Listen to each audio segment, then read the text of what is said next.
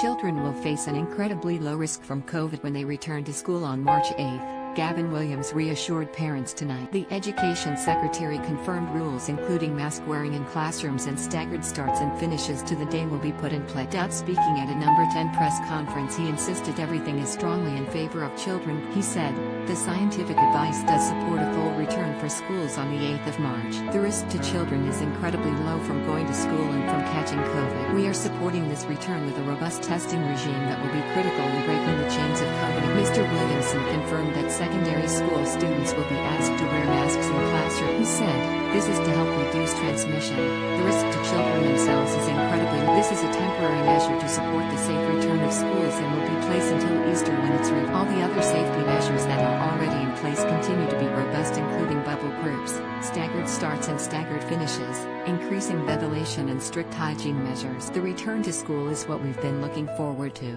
It's time for children to be back in school learning and playing. Our whole nation has never before valued what schools, teachers, and education bring to all of our children more than it does today. We'll all be so much willing for the successful return of all our children back to school." Deputy Chief Medical Officer Dr. Jenny Harries said face coverings are needed now in part because of the emergence of the Kent variant. She said, "Face coverings are there to help others. We have a new variant, and while we're understanding that more, obviously taking additional precaution, we understand more about the ability for aerosol transmission.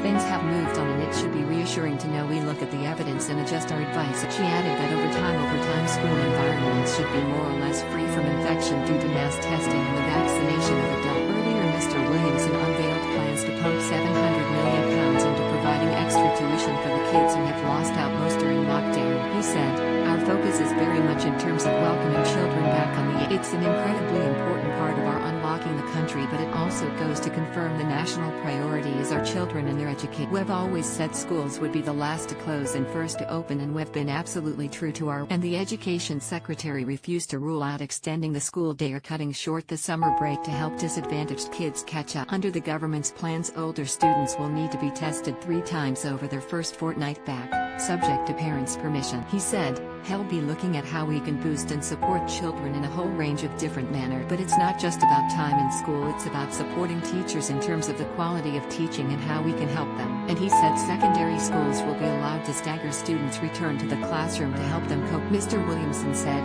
"Schools are able to bring year groups in from 8 March depending on their capacity as to how they're best able to do that. They've got a week to bring all those pupils back, so they can be tested during that. If schools think they have the capacity to get pupils through by 8th of March, of course they can have them. All primary schools will be coming back on 8th of March as well."